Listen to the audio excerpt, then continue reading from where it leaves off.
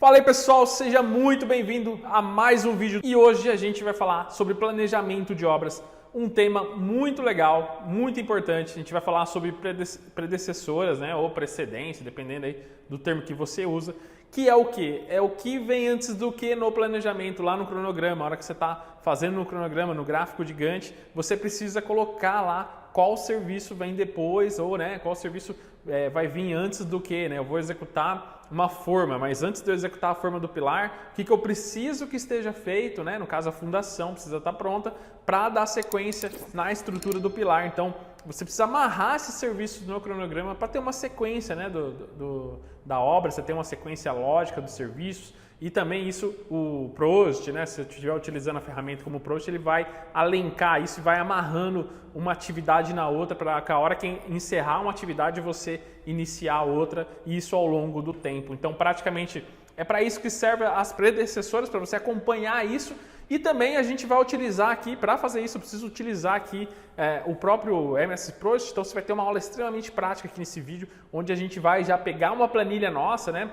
A gente já tem as atividades de uma planilha onde a gente já pré-definiu esses serviços, então a gente vai ter serviços iniciais, infraestrutura, superestrutura, a gente vai mostrar isso para você na prática. Então fique aqui até o final desse vídeo que vai valer muito a pena. Você já vai sair daqui com o aprendizado da própria ferramenta do Prost, já vai entender como que ela funciona, já vai entender o que é um cronograma, o que é um gráfico de Gantt e também já vai ficar muito inteirado sobre como que funciona a sequência das atividades, que é muito importante, o que acontece na obra, em que ordem que ela é executada lá, os serviços, né? O que começa no começo, que serviço tem que estar pronto, execução de gabarito, aí eu começo as minhas fundações, começo com uma broca, uma estaquinha, depois eu vou fazer a armação da viga, a escavação da viga baldrame, depois o lastro, a armação. Então tudo isso você vai ver nesse vídeo e você vai ver que faz parte do cronograma, mas a gente já vai utilizar aqui no meu computador já a planilha pronta. Então prepara aí, muita atenção, foca bastante e acompanha com a gente como que é feito essa etapa.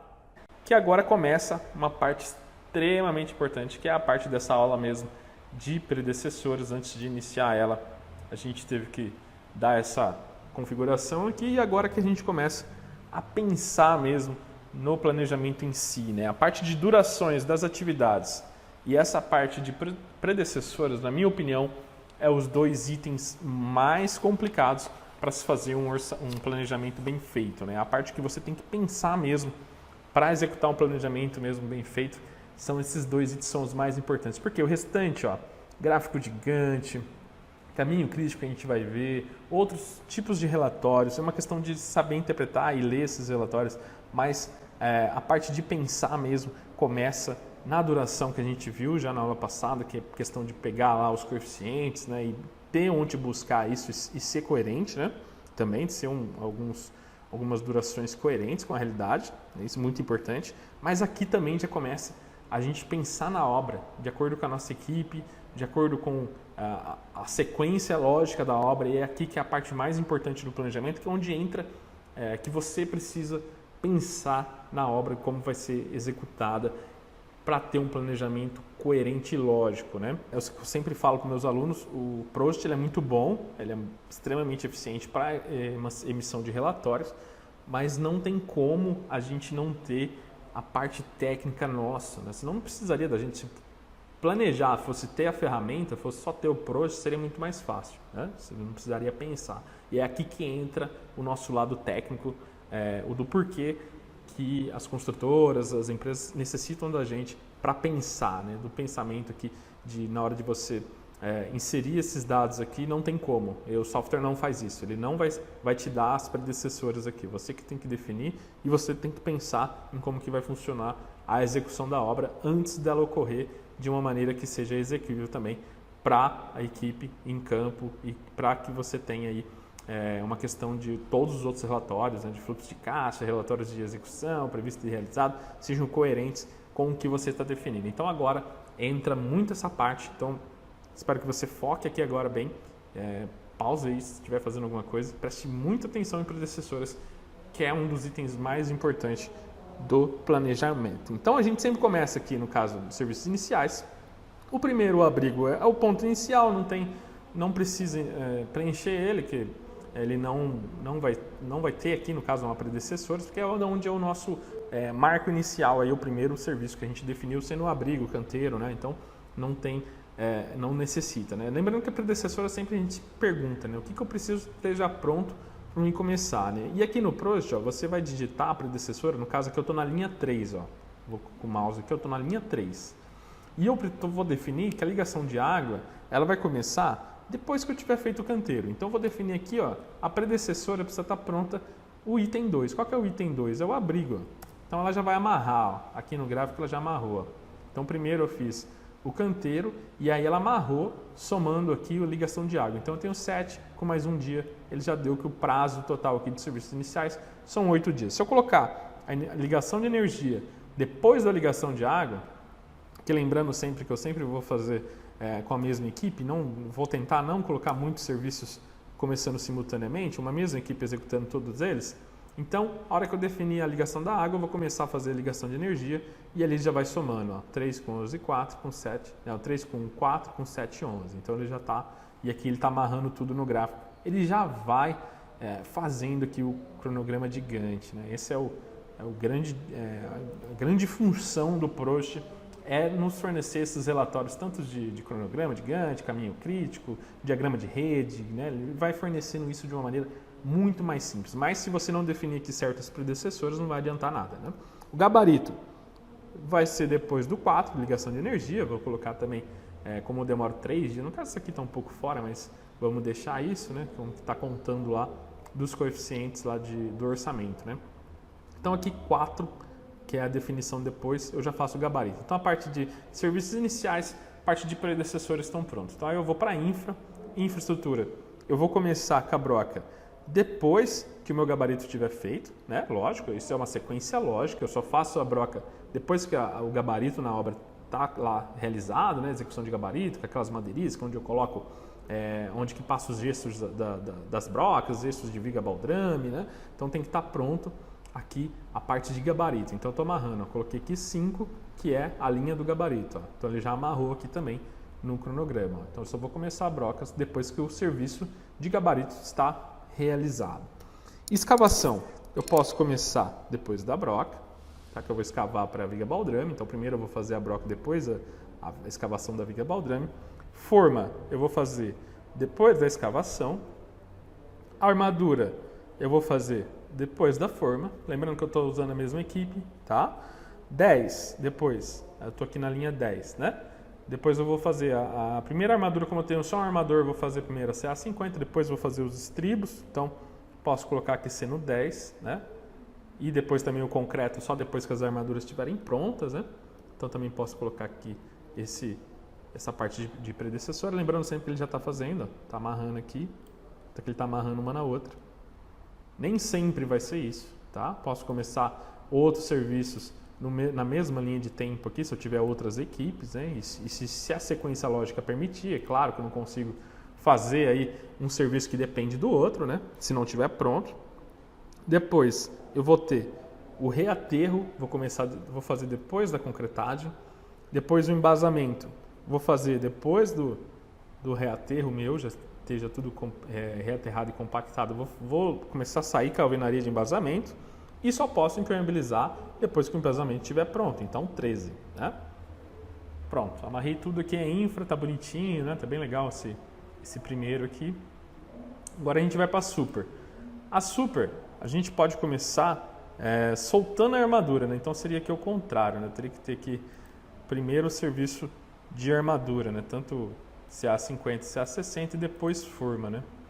Ficaria melhor. Então eu vou mudar aqui, eu vou colocar a armadura primeiro aqui CA50, porque a sequência está diferente, tá? Por isso que eu estou mudando. CA50, depois eu vou ter a armadura CA60, para ficar mais lógico, aí ficar mais bonitinho o nosso forma para fundação. O nosso cronograma, né? Então aqui eu tenho forma para estrutura aqui no caso, né? Não é para fundação, mas estou na superestrutura. Isso aqui está errado. Forma para estrutura. Ok. Lembrando que os dias aqui são diferentes, estava amarrando ali na sequência lógica. De CA50 é 2 dias, só voltando aqui a duração correta. E a forma são 5 dias, tá? Então pronto. Agora ficou melhor, porque geralmente a gente solta os arranques, né, das brocas, então começo geralmente o pessoal na obra começa pela armadura, né?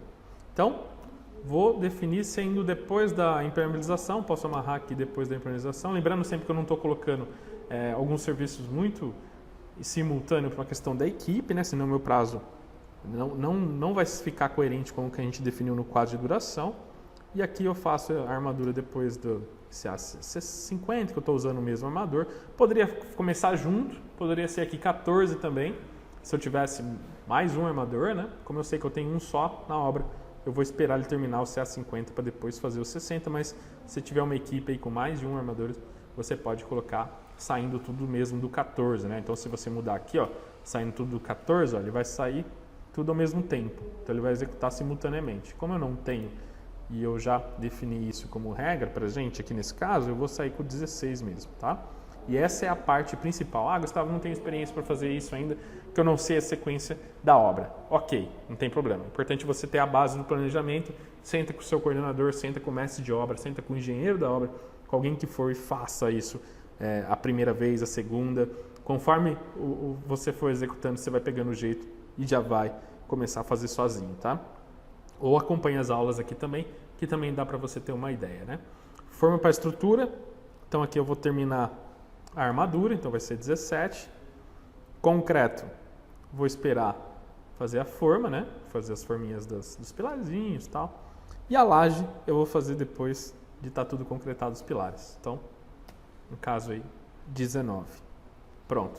Bom, então é isso. Espero que você tenha gostado dessa teoria, né, de predecessores, muito importante no planejamento. Todos aqueles dias lá, o tempo de execução que eu mencionei sobre o quadro, são a quantidade de produtividade já puxada daquela planilha do orçamento. Aquele é um orçamento real nosso, onde a gente já puxou aquelas informações. Então, de acordo com a base lá, a gente tem a produtividade, eu ensino isso no blog sobre composições de preço, e em cima daqueles valores é que surgiram aquelas quantidades de dias. Aquelas quantidades de dias não são chutados. Tem aqui no blog também, onde a gente fala sobre quadro de durações. Se você pesquisar, se você estiver assistindo no YouTube, vai até o nosso blog e pesquisa por quadro de durações, que você vai encontrar esse tema muito mais claro e muito mais explicado. Nesse vídeo a gente focou mesmo em predecessoras, o que vem antes do que, né? Qual que é aí a necessidade na sequência lógica de um orçamento para ser feito lá no planejamento, no cronograma gigante. E espero que você tenha gostado, tenha aí aprendido alguma coisa sobre planejamento de obras e começar aí já nesse mundo de gerenciamento, que é muito importante a gente ter esse tipo de conhecimento, ter esse tipo de estudo para a sua carreira, para a sua formação, seja ela para atuar em obras, seja para ser um empreendedor e trabalhar com gerenciamento, trabalhar com fiscalização, até mesmo se você for gerenciar uma obra, você precisa entender o cronograma e ler ele.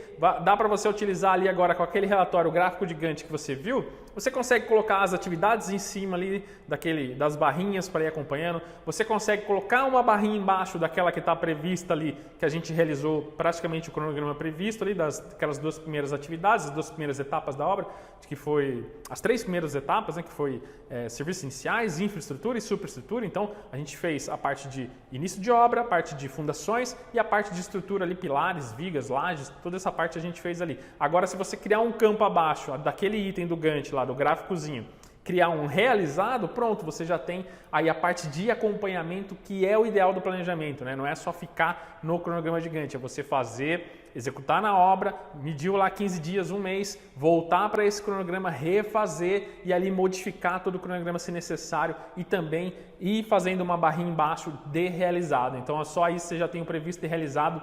Se você acrescentar aqui o financeiro, então você tem todo mais um controle por mês, por cada 15 dias, você consegue gerenciar o fluxo de caixa. Então, olha o tanto de informação que a gente consegue tirar de um simples relatório, de uma simples ferramenta que ali rapidamente a gente já mostrou como que funciona toda a base, agora é só dar sequência em outras atividades. Espero que você tenha realmente aproveitado esse conhecimento. Qualquer dúvida, avisa a gente. Um forte abraço e até o próximo vídeo.